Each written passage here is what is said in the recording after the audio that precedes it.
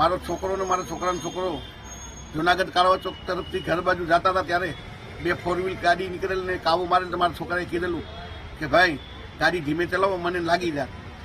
આવી સામાન્ય બાબતમાં ગોંડલના ધારાસભ્ય ગીતાબાના દીકરા ગણેશ અને એના માણસો રાતે 3 વાગે મારા દીકરાનું અપહરણ કરી ગોંડલ લઈ ગયેલ અને મારી અને પાછો ભેસાણ ચોકડી મૂકી ગયેલા.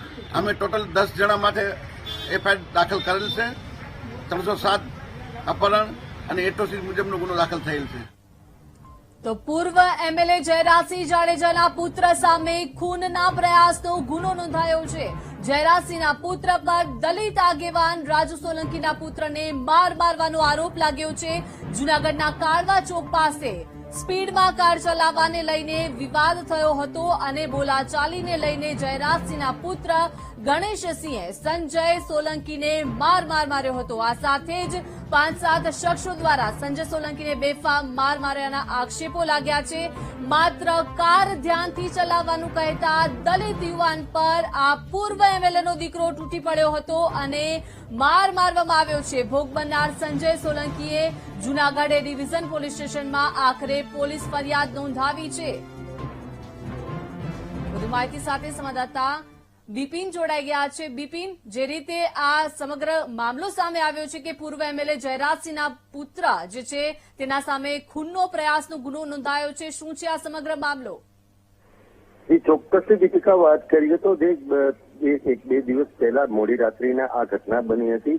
કોઈ કાર ચલાવતા હતા, જયરાજસિંહના જે દીકરા છે ગણેશ, એ કાર ચલાવતા હતા અને કાર ચલાવીને નીકળ્યા હતા ત્યારે સામાન્ય બોલાચાલીની અંદર જૂનાગઢના દલિત આગેવાન રાજુ સોલંકી છે તેમના દીકરા ત્યાંથી પસાર થતા હતા.